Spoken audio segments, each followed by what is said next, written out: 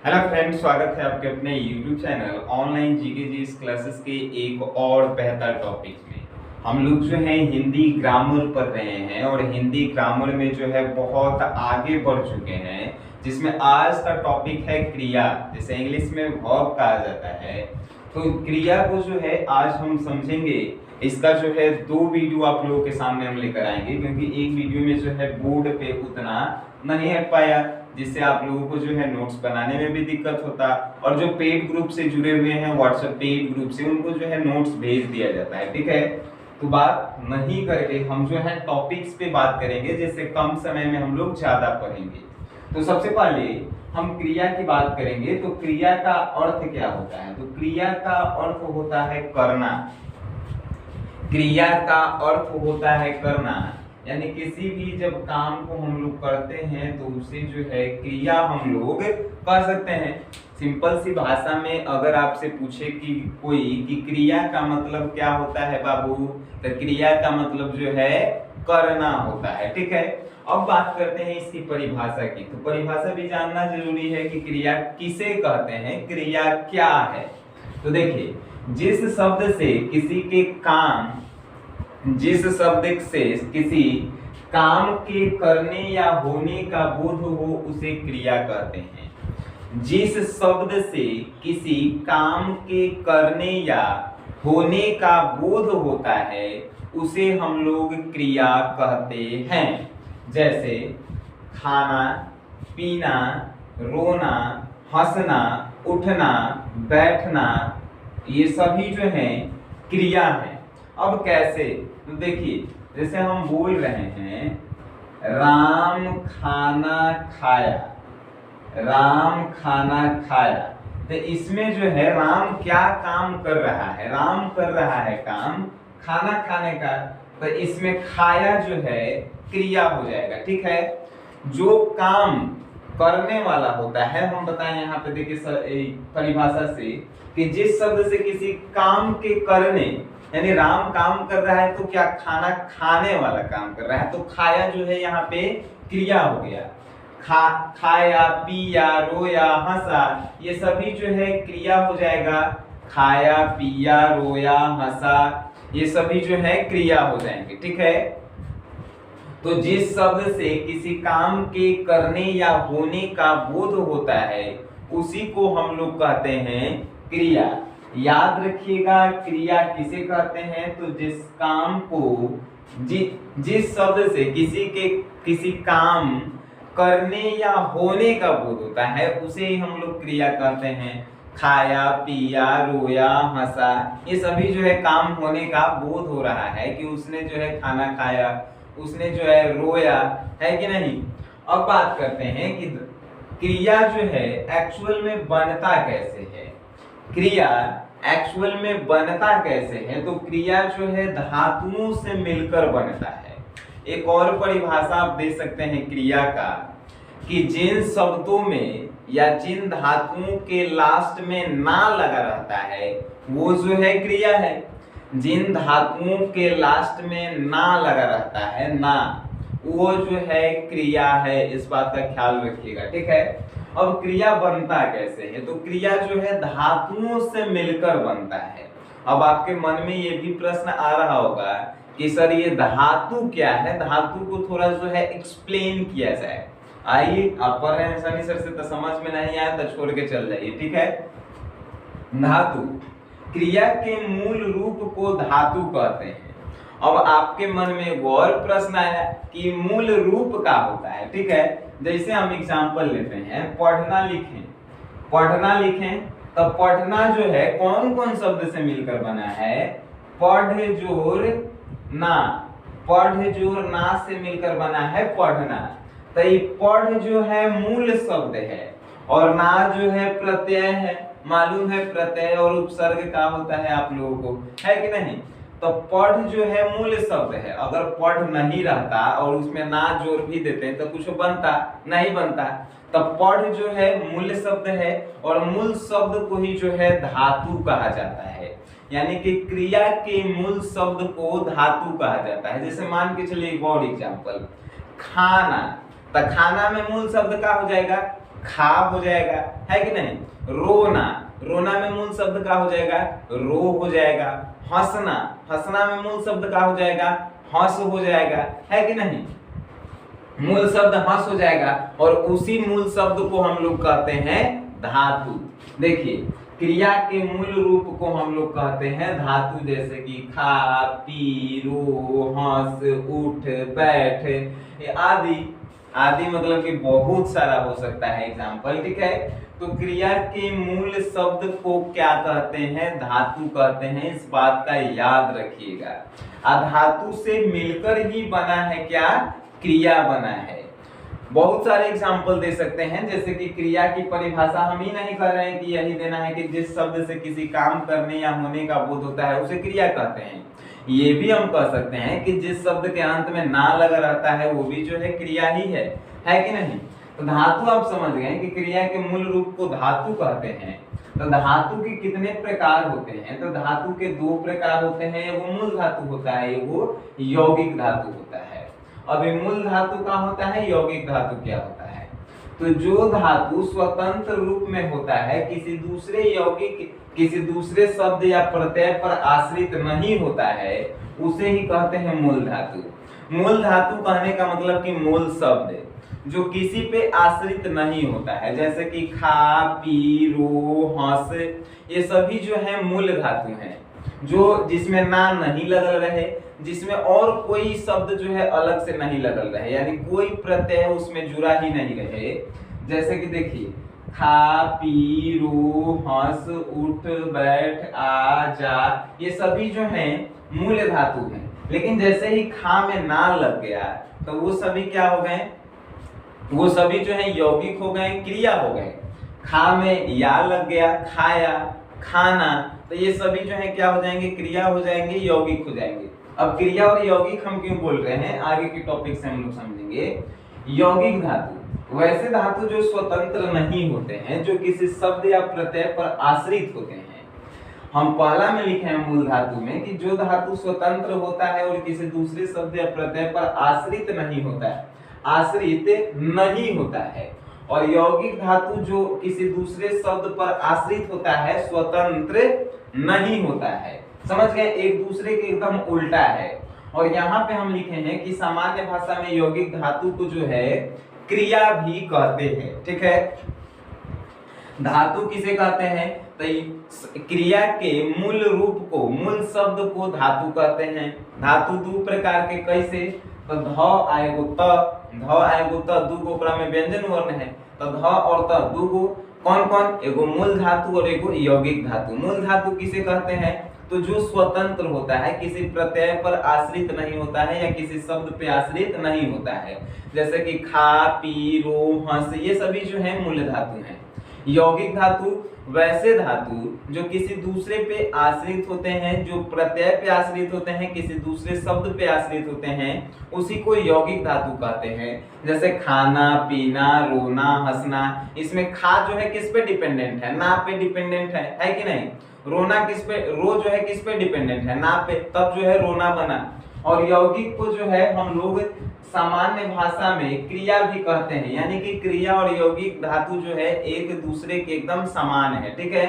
यानी क्रिया को यौगिक धातु भी बोल सकते हैं, यौगिक धातु को क्रिया भी हम लोग बोल सकते हैं। अब हम बात करते हैं कि क्रिया के मुख्यतः कितने भेद हैं। क्रिया के मुख्यतः कितने भेद हैं, तो क्रिया के मुख्यतः जो है दो भेद हैं। अगर आपसे पूछे मेरे भाई कि क्रिया के कितने मुख्यतः भेद हैं, मुख्यतः दुए गो है, और अगर ऐसे हम लोग कहेंगे तो 5-6 गो है, उसके बारे में नेक्स्ट वीडियो में जो है हम चर्चा करेंगे।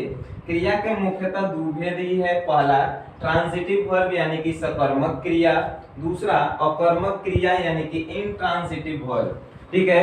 क्रिया के मुख्यतः दो भेद, करो कैसे, तेकरा में दूगो व्यंजन वर्ण है, क और य, है कि नहीं, तो दूगो सकर्मक क्रिया और अकर्मक क्रिया।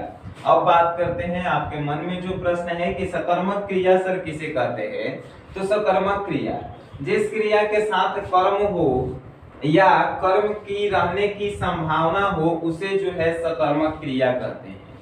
जिस क्रिया के साथ कर्म हो या कर्म होने की संभावना हो उसे सकर्मक क्रिया कहते हैं।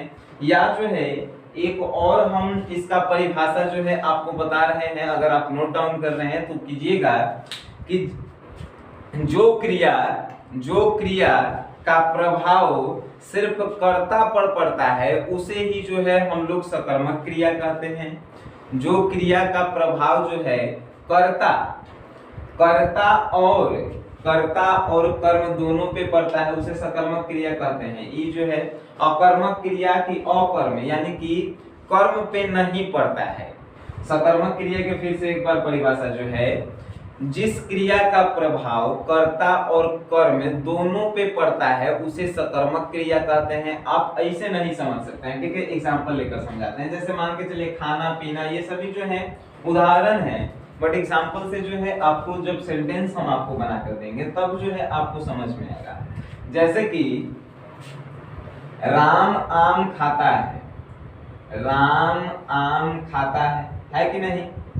खाता जो है ये क्या है? क्रिया है, लेकिन खाता का प्रभाव जो है आम और राम दोनों पे पड़ रहा है। राम जो है करता है, जो काम करता है उसे कर्ता कारक कहते हैं, और जो काम होता है उसे कर्म कारक कहते हैं, है कि नहीं? ये सब जो है कारक अगर नहीं देखें वीडियो तो जाकर आप देखिए। तो खाता जो है यहाँ पे क्रिया है, यानी खाने का जो है काम कर रहा है, इसीलिए ये जो है क्रिया है। अब राम खा रहा है तो राम पे तो प्रभाव पड़ ही रहा है। जब हम खाना खा रहे हैं तो हमारा मुंह चल रहा है, यानी कि प्रभाव मेरे ऊपर पड़ रहा है। लेकिन आम पर भी प्रभाव पड़ रहा है। कैसे आम पे प्रभाव पड़ रहा है? तो आम खाएंगे तो आम का छीलेंगे कि नहीं खाएंगे? उसको छील के खाएंगे तो आम पे कुछ तो प्रभाव पड़ रहा है कि नहीं? खा रहे हैं तो खत्म हो रहा है तो प्रभाव पड़ रहा है कि नहीं आम पे? यानी कि सकर्मक क्रिया उसे कहते हैं जिसका प्रभाव कर्ता और कर्म दोनों पे पड़ता है, उसे ही सकर्मक क्रिया कहते हैं। जैसे एगो और बताते हैं। राम जो है ग्लास से पानी पीता है, राम ग्लास से पानी पीता है, राम जो है ग्लास से पानी पीता है, ठीक है। तो अब ये पीता जो है कहाँ है? तो पीता जो है क्रिया है, लेकिन इसका प्रभाव जो है किस किस पे पड़ रहा है? राम, यानी राम पीने का काम कर रहा है तो करता है, तो इस पे तो प्रभाव पड़ ही रहा है, काहे कि पी रहा है तो इसका शरीर चल रहा है, प्रभाव पड़ रहा है। अब यहाँ ग्लास पर भी प्रभाव पड़ रहा है, ग्लास को हम लोग उठा रहे हैं तो ग्लास पे भी जो है प्रभाव पड़ रहा है कि नहीं? पानी पे भी प्रभाव पड़ रहा है, पी रहे हैं तो पानी अंदर जा रहा है। तो सकर्मक क्रिया उसे कहते हैं जिसका प्रभाव कर्ता के साथ साथ कर्म पे भी पड़ता है, उसे ही सकर्मक क्रिया हम लोग कहते हैं। अगर ये जो है आपको याद हो गया तो ठीक है, नहीं तो ये भी परिभाषा है कि जिस क्रिया के साथ कर्म हो या कर्म की रहने की संभावना हो, कर्म हो भी सकता है, कर्म नहीं भी हो सकता है, तो उसे ही हम लोग सकर्मक क्रिया कहते हैं। या जिस क्रिया से कर्ता और कर्म दोनों पे प्रभाव पड़ता है उसे जो है सकर्मक क्रिया कहते हैं, ठीक है। सेंटेंस के अनुसार जो है आप लोग बेहतर ढंग से समझेंगे। अकर्मक क्रिया यानी कि जिस क्रिया के साथ कर्म ना हो या कर्म ना रहने की संभावना हो उसे जो है अकर्मक क्रिया कहते हैं। सकर्मक क्रिया आपने समझा कि जिसका प्रभाव जो है कर्ता और कर्म दोनों पे पड़ता है उसे जो है सकर्मक क्रिया कहते हैं। सकर्मक यानी कि साथ में कर्म और कर्ता दोनों पे प्रभाव पड़ता है, लेकिन अकर्मक लग गया है तो कर्म लगल है, यानी कि अकर्मक यानी कि जिसका प्रभाव कर्म पे नहीं पड़ता है, सिर्फ कर्ता पे पड़ता है, उसे ही कहते हैं अकर्मक क्रिया।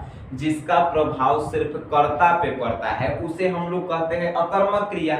जैसे कि राम दौड़ता है, अब राम दौड़ेगा तो प्रभाव हम पे पड़ेगा कि सिर्फ रामे के गोड़ दुखाएगा, अब हम थोड़ी रामे के पैर दर्द करेगा, है कि नहीं? राम दौड़ता है तो प्रभाव हम पे थोड़ी पड़ेगा। राम दौड़ता है यानी दौड़ रहा है तो गोड़ किसका जो है, पैर जो है किसका दर्द करेगा? राम का, यानी प्रभाव जो है सिर्फ राम पे पड़ रहा है। राम क्या है?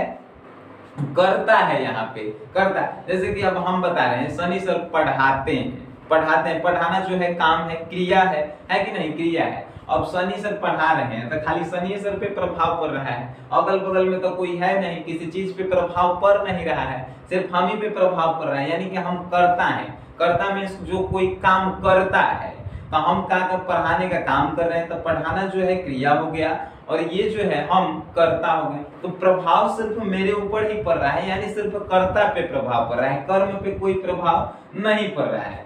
जैसे कि हम एक और एग्जांपल लेते हैं, राम खाना खाता है, राम खाना खाता है, खाता जो है यहाँ पे ऑलरेडी हमने बताया है कि राम खाना खाता है, तो खाता जो है क्रिया है, लेकिन उसका प्रभाव जो है राम पे सबसे पहले पड़ रहा है क्योंकि वो खाना खा रहा है तो हाथ गुरु पर चल रहा है। अब खाना, खाना पे भी प्रभाव पड़ रहा है कि खाना जब खा रहा है तो खाना कम हो रहा है कि नहीं, तो दोनों पे प्रभाव पड़ रहा है। यानी कि खाना जो है इस पे भी, कर्म पे भी प्रभाव पड़ रहा है और कर्ता जो खा रहा है राम उस पे भी प्रभाव पड़ रहा है। लेकिन यही सेंटेंस को अगर हम बोले राम खाता है, तो खाना का सिर्फ खाता है, तो खाता क्रिया हो गया, प्रभाव सिर्फ किस पे पड़ रहा है, तो राम पे पड़ रहा है कि नहीं। तो एक बात और भी, इसका परिभाषा एक तरह से और दे सकते हैं कि जिसमें कर्म होता है, जिसमें कर्ता के साथ कर्म होता है उसे सकर्मक क्रिया कहते हैं, और जिसमें कर्ता के साथ कर्म नहीं होता है, जैसे ये लिखे भी है कि जिस क्रिया के साथ कर्म ना होता है, कर्म नहीं होता है, उसे हम लोग अकर्मक क्रिया कहते हैं। अकर्मक और सकर्मक आप लोग जो है डेफिनेटली समझ गए होंगे कि अकर्मक क्या होता है और सकर्मक क्या होता है। अकर्मक का एग्जांपल है आना जाना, हंसना, रोना, सोना, जगना। राम आता है तो आ रहा है तो उसी पे प्रभाव पड़ रहा है, हमरा पे थोड़ी प्रभाव पड़ रहा है। राम जाता है तो जा रहा है तो हम थोड़ी उसको पहुंचाने जाएंगे, उसी पे सिर्फ प्रभाव पड़ेगा, है कि नहीं। हंसना, शनि सर हंसते हैं तो हंस रहे हैं तो हमें सिर्फ मेरा ही जो है मुंह दर्द कर रहा है और किसी पे प्रभाव पड़ रहा है, नहीं पड़ रहा है। यानी कि जिसका प्रभाव सिर्फ कर्ता पे पड़ता है उसे अकर्मक क्रिया कहते हैं, और जिसका प्रभाव कर्ता और कर्म दोनों पे पड़ता है उसे सकर्मक क्रिया कहते हैं। सकर्मक क्रिया का एग्जाम्पल जो है खाना पीना, पढ़ना लिखना आदि, ये सभी जो है हमने दे दिए हैं। और इस प्रकार से हम लोगों ने पढ़ा है कि ये क्रिया जो है आपके दिमाग में फिट हो गया होगा, है कि नहीं। फिर से एक बार जो है हम लोग जो है रिवीजन करेंगे कि क्रिया का मतलब क्या होता है, तो क्रिया का मतलब करना होता है। क्रिया किसे कहते हैं, तो जिस शब्द से किसी काम के होने या करने की बोध होता है, जिस शब्द से किसी काम के करने या होने का बोध होता है उसे क्रिया कहते हैं। क्रिया किससे बना हुआ है, तो क्रिया जो है मूल यानी कि धातुओं से मिलकर बना है। और धातु किसे कहते हैं, तो धातु किसे कहते हैं, तो क्रिया के मूल रूप को जो है हम लोग धातु कहते हैं। अब धातु भी जो है दो प्रकार के होता है कि नहीं, मूल धातु और यौगिक धातु। मूल धातु किसे कहते हैं, तो क्रिया के मूल शब्द को, मूल रूप को मूल धातु कहते हैं। जैसे कि खा, रो, हंस, ये सभी जो है मूल धातु हैं। यौगिक धातु किसे कहते हैं, तो क्रिया के दूसरे नाम जो है यौगिक धातु है कि नहीं। यानी कि जो धातु किसी दूसरे शब्द या प्रत्यय पर आश्रित होते हैं उसे यौगिक धातु कहते हैं, है कि नहीं। जैसे हंसना ना पे डिपेंड है हंस, तो हंस सिर्फ रहेगा तो वो क्या होगा, तो मूल धातु होगा। हंस ना हो गया तो वो जो है यौगिक धातु हो गया और क्रिया भी हो गया, है कि नहीं। उसके बाद हमने पढ़ा कि क्रिया के कितने भेद हैं। मुख्यतः क्रिया के दो ही भेद हैं, सकर्मक क्रिया और अकर्मक क्रिया। सकर्मक क्रिया जिसका प्रभाव जो है कर्म और कर्ता दोनों पे पड़ता है उसे सकर्मक क्रिया कहते हैं, है कि नहीं। और अकर्मक क्रिया जिसका प्रभाव सिर्फ कर्ता पे पड़ता है उसे अकर्मक क्रिया कहते हैं। इन सभी को हमने समझा। और इसके बाद जो है आपके लिए दूसरा क्रिया से रिलेटेड ही टॉपिक्स आएगा, जिसमें हम बताएंगे कि क्रिया के अन्य और कितने भेद हैं। इसमें सिर्फ हमने मुख्यतः बताए हैं, दो भेद हैं, अन्य भी जो है भेद हैं। अन्य भेद कहने का मतलब जैसे मान के चलिए कि हम 4 भाई हैं, लेकिन चाचा के, बड़का पापा के सबके मिला दो जाए बेटा के, तो हम लोग जो है बहुत सारा भाई हो जाएंगे, है कि नहीं। तो मुख्यतः हमसे पूछेगा कि कितने भाई हैं, तो हम 4 गो भाई हैं। लेकिन टोटली पूछेगा कि और कितने भाई हैं आपके, तो सबके जोड़ के बताएंगे, है कि नहीं। उसी प्रकार क्रिया के मुख्यतः 2 ही भेद हैं, और लेकिन सब पूछेगा तो वो जो है अलग अलग हैं। तो उन सभी के बारे में हम जो है कल एकदम डिटेल से चर्चा करेंगे। तो आज जो है आप लोगों को समझ में आया तो कमेंट बॉक्स में यस लिख दीजिएगा कि जी सर समझ में आ गया, जिससे हमें पता चलता है कि हम जो पढ़ा रहे हैं आपको जो है समझ में आ रहा है। और इस वीडियो को शेयर जरूर कीजिए, क्योंकि वहां तक पहुंचना है जहां शिक्षा की कमी है। कमी किस लिए है? तो आर्थिक स्थिति के कारण, पैसे के कारण जो है लोग ऑफलाइन क्लासेस में नहीं जा पाते हैं, जिससे शिक्षा ग्रहण उनको नहीं हो पाता है। तो आप लोगों का सिर्फ काम ही है शिक्षा को बढ़ाना और शेयर करना। शेयर करने में पैसा थोड़े लगता है, शेयर कर दीजिए, जो है वो भी वीडियो देख लेगा। सब्सक्राइबर की हमें आवश्यकता ही नहीं है, सब्सक्राइब कीजिए या मत कीजिए। आप देख रहे हैं, आप भी जो है सब्सक्राइब नहीं कर सकते हैं, सिर्फ वीडियो देखते रहिए, आपको फायदा हो रहा है तब देखिएगा, ठीक है। वीडियो देखें तो वीडियो देखने के लिए आपके अपने भाई की तरफ से धन्यवाद।